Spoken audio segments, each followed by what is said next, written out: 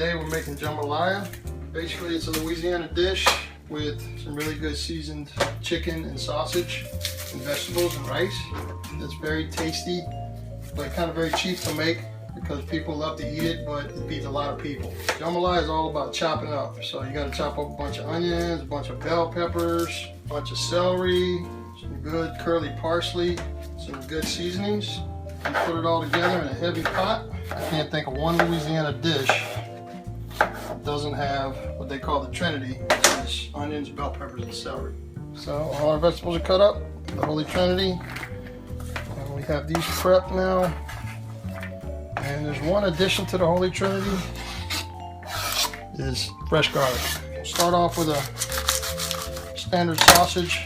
This is Hickory Farms pork kielbasa, or your favorite sausage, whatever it is. You can even use fresh sausage. I like to use smoked sausage. But today I bought a Cajun brand of smoked andouille, okay, which should kick the flavor up a little bit. When you're cooking jambalaya, you want to use a heavy pot. Okay, today I'm using a cast iron Dutch oven, and that's especially true when you cook your rice raw. Today we're not going to cook our rice raw, and I like to do it that way. Today, since we don't have a lot of time, we're going to pre-cook our rice. Now I'm going to cut my raw chicken. I always cut that last because it's raw, and I like to, when I cook jambalaya, use chicken thighs. There's a little bit more fat in them. The texture is a lot better, in my opinion, for jambalaya. You can use a chicken breast, but what I've experienced is the chicken breast tends to dry out a little bit more and be not as good. So I always go with the boneless thighs. And then what I do is I just one cut across, cut a few pieces off, and make big chunks of meat like that. All right, so our rice is cooked, and now we're gonna start putting together the jambalaya. So first things first, you definitely want a hot pot. Now, when you're cooking jambalaya, some people like to use canola oil, some people like to use olive oil. I prefer to use olive oil. So we're gonna brown our meat. We're gonna start off with 3 or 4 tablespoons of olive oil. And the first thing that's gonna go in is our sausage. When you get that sizzle, you know your pot was hot enough. Wooden spoon. This is our sausage. This is where a lot of the flavor from the jambalaya is gonna come from the sausage. You want to make sure you have a good sausage. And one thing you want to be sure and do is when you're sauteing your meats, a lot of people think Cajun food is all about the heat. Really, it's about the browning, the colorization of your meat. So you want to make this, you want to take this cooked smoked sausage and turn it brown. You want to have color on all your ingredients. So that's one mistake people make, is they undercook their meats. You get a nice crispy outside on this sausage. Alrighty, we're gonna go with our chicken now. There goes the raw chicken. Now, sausage is smoked, it's seasoned. The chicken is not. The chicken is raw. It's not seasoned at all. So we're gonna layer our seasoning. This is my favorite Cajun seasoning, which is Tony Chachere's. It's what I grew up,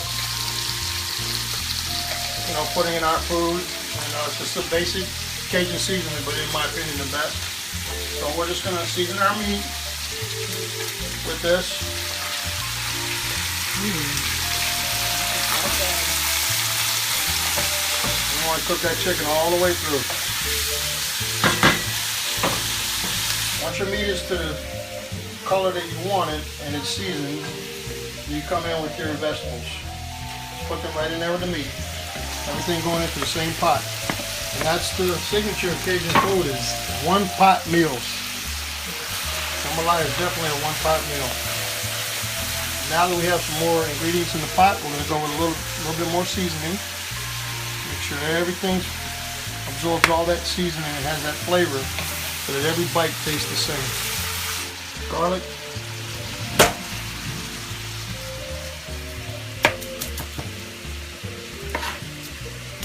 Garlic tends to burn, and by the time you cook it, it'll be completely dissolved. So you put garlic in last. It doesn't have to be browned or caramelized. It will just incorporate into the dish, but the difference between a good dish and a great dish is fresh garlic. We're going to go in with some chicken broth. Some people like to use a chicken base. I'm just using a basic chicken broth today to give it some liquid before the rice goes in, and then the rice is going to absorb all this flavor. And right before I put the rice in, I'm going to put a coloring agent in. It's your Sazon Goya, con cilantro. It's just a coloring agent. This is my little twist on jambalaya. They never do this in Louisiana, but it's what I like to do because it makes the jambalaya a lot prettier by making it a nice bright orange color. I'm gonna put 2 of these in there. This is kind of a fusion thing. The Puerto Ricans put this in their rice dishes. In Spanish, that's where you see that nice, good orangey yellow Spanish rice. Well, I think it makes jambalaya look pretty too, so I use it as well. Now we got our rice over here. Now that we have all our ingredients incorporated into the pot, we're gonna go in with our rice. And then you just stir that all in there. That rice will absorb all that nice jambalaya essence. You get this beautiful brownish orange color. So you got to take and make sure that all your rice takes on the color of the jambalaya. As people eat with their eyes first, when they see it, they want to see a nice, beautifully colored dish. Jambalaya, you don't want it to be soupy. You don't want it to be mushy. It's just a nice rice casserole. Right now the rice is sucking up all that juice and all that goodness. And I'm going to stop for a second and dice up my finishing vegetables. Green onions and curly parsley. And I tend to use about a half a bunch. You want to dice that up.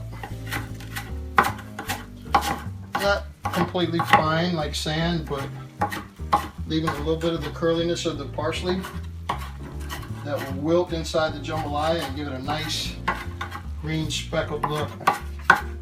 It's very, very appealing to the eye and gives it a lot of flavor too. Basically rough chop your parsley and incorporate that into the jambalaya. And you've got a nice pretty dish. And you do the same with some nice green onion. Okay, and you just do, we call them green onion tops. Just rough dice the green onion. You can also go down into the nice oniony white part of the green onion. And you can do really small dices or kind of 1-inch dice. This puts a lot of flavor into it as well and freshness. And there, jambalaya is done and ready to serve. I hope you enjoyed cooking jambalaya today. It was fun for me. I think it's going to taste good, but we'll see when everybody tries it.